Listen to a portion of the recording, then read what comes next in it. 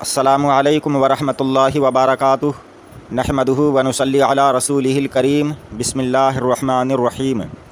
نبی آخر الزماں سید الانبیاء حضرت محمد مصطفیٰ صلی اللہ تعالی علیہ وسلم کے والد ماجد حضرت عبداللہ رضی اللہ تعالی عنہ کے تعلق سے چند باتیں عرض کرنی ہیں۔ آپ حضرات غور سے سنیں اور ہماری گفتگو کو مکمل سنیں۔ اگر آپ نے ہمارے چینل کو سبسکرائب نہیں کیا ہے تو سبسکرائب کر دیں۔ حضرت عبداللہ رضی اللہ تعالی عنہ یہ عبد المطلب کے تمام بیٹوں میں سب سے زیادہ باپ کے لاڈلے اور پیارے تھے، چونکہ ان کی پیشانی میں نور محمدی اپنی پوری شان و شوکت کے ساتھ جلوہ گر تھا، اس لیے حسن و خوبی کے پیکر اور جمال صورت و کمال سیرت کے آئینہ دار اور عفت و پارسائی میں یکتائے روزگار تھے۔ قبیلہ قریش کی تمام حسین عورتیں ان کے حسن و جمال پر فریفتہ اور ان سے شادی کی خواستگار تھیں، مگر عبد المطلب ان کے لیے ایک ایسی عورت کی تلاش میں تھے جو حسن و جمال کے ساتھ ساتھ حسب و نسب کی شرافت اور عفت و پارسائی میں بھی ممتاز ہو۔ عجیب اتفاق کہ ایک دن حضرت عبداللہ رضی اللہ تعالی عنہ شکار کے لیے جنگل میں تشریف لے گئے۔ ملک شام کے یہودی چند علامتوں سے پہچان گئے تھے کہ نبی آخر الزماں صلی اللہ علیہ وسلم کے والد ماجد یہی ہیں، چنانچہ ان یہودیوں نے حضرت عبداللہ کو بارہا قتل کر ڈالنے کی کوشش کی۔ اس مرتبہ بھی یہودیوں کی ایک بہت بڑی جماعت مسلح ہو کر اس نیت سے جنگل میں گئی کہ عبداللہ کو تنہائی میں دھوکے سے قتل کر دیا جائے، مگر اللہ تعالیٰ کی حفاظت نے اس مرتبہ بھی ان کی حفاظت کی اور اپنے فضل و کرم سے اللہ تعالیٰ نے انہیں بچا لیا۔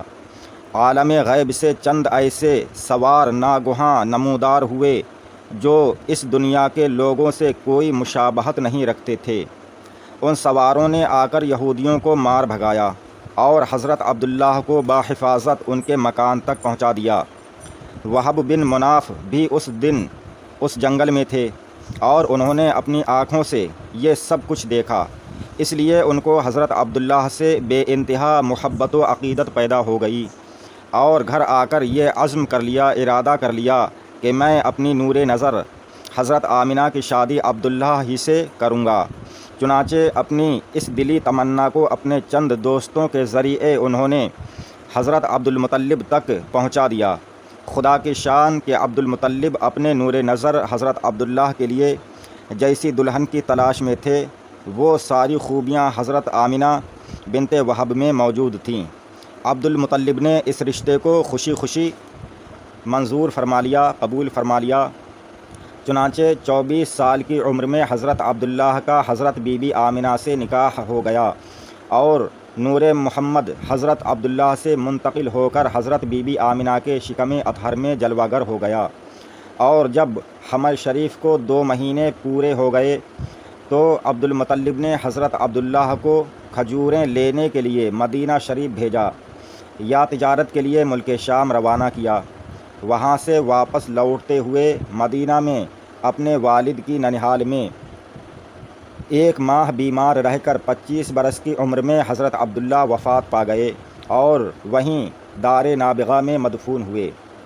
قافلے والوں نے جب مکہ واپس لوٹ کر عبد المطلب کو حضرت عبداللہ کی بیماری کا حال سنایا تو انہوں نے خبر گیری کے لیے اپنے سب سے بڑے لڑکے حارث کو مدینہ بھیجا۔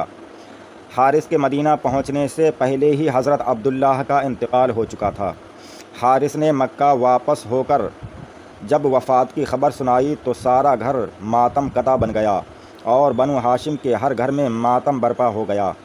خود حضرت آمنہ نے اپنے شوہر کا ایسا پردرد مرثیہ کہا ہے کہ جس کو سن کر آج بھی دل درد سے بھر جاتا ہے۔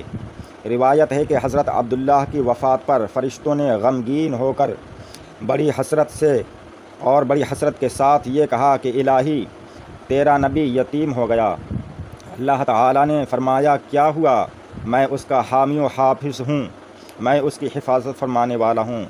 حضرت عبداللہ کا ترکہ ایک لونڈی ایمن جن کا نام برکہ تھا، کچھ اونٹ، کچھ بکریاں تھیں، یہ سب ترکہ حضور سرور عالم صلی اللہ علیہ وسلم کو ملا۔ ایمن بچپن میں حضور صلی اللہ علیہ وسلم کی دیکھ بھال کرتی تھیں، کھلاتیں، کپڑے پہناتیں، پرورش کی پوری ضروریات مہیا کرتیں۔ اس لیے حضور اقدس صلی اللہ تعالیٰ علیہ وسلم تمام عمر ایمن کی دل جوئی فرماتے رہے اور اپنے محبوب غلام حضرت زید بن حارث سے ان کا نکاح کر دیا اور ان کے شکم سے حضرت اسامہ پیدا ہوئے۔ آپ حضرات ہمارے چینل کو سبسکرائب کریں، باقی واقعہ انشاءاللہ تعالیٰ آگے بیان ہوگا۔ السلام علیکم، خدا حافظ۔